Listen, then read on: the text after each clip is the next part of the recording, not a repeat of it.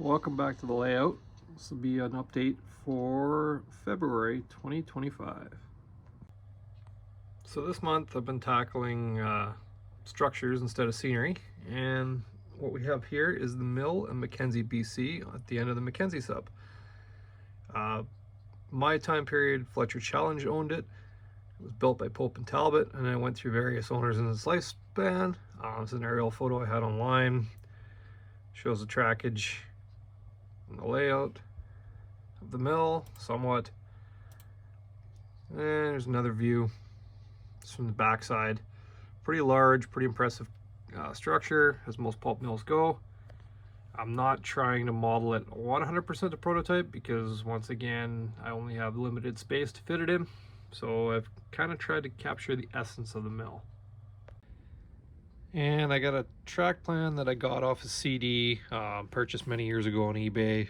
Shows the layout, tracks coming in.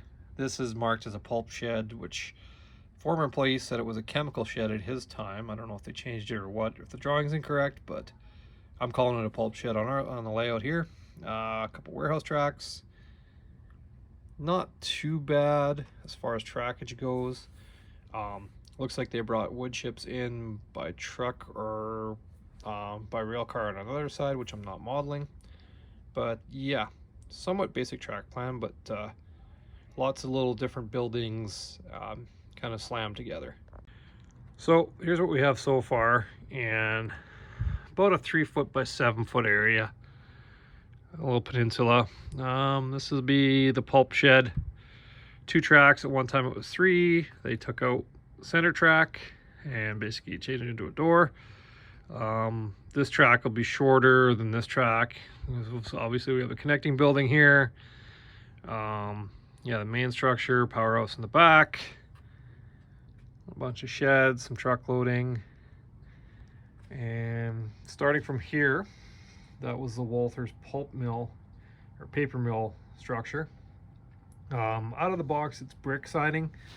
Since I'm modeling a structure that's a little bit more modern, I added some evergreen corrugated styrene to it, cladded it, and it's not done because I was short on styrene. And then once the order came in, we had another cold snap, so it's too cold for me to paint right now. I've just basically been rattle canning this with a can of Rust-Oleum gray. Kind of like shows an industrial gray, so I don't want to spray that in the basement because it's pretty volatile, so I'll have to wait for it to get warmer. Got a Walther's Lakeview or Lakeside warehouse that I basically narrowed and kind of kit bashed together, and then that transitions into the main building off their chocolate factory, into the craft mill, and then another part of the chocolate factory I just used, and then like I said, their standard powerhouse kit in the back. And then this is 2 Pike Stuff, I think the shops kits that I bashed together. So yeah, trackage is pretty basic here. Goes around the corner of the mill and then ties in to the rest of the lead. This will be can 4 right here.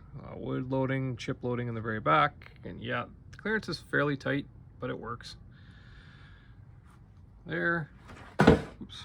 And then yeah, like I said, have some truck loading.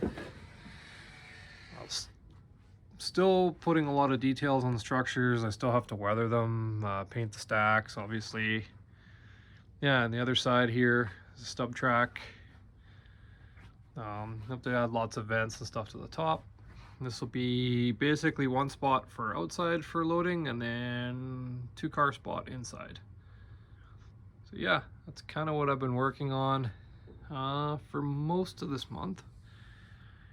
And I'll probably update you once I get further along, and hopefully get this finished sometime before spring, maybe.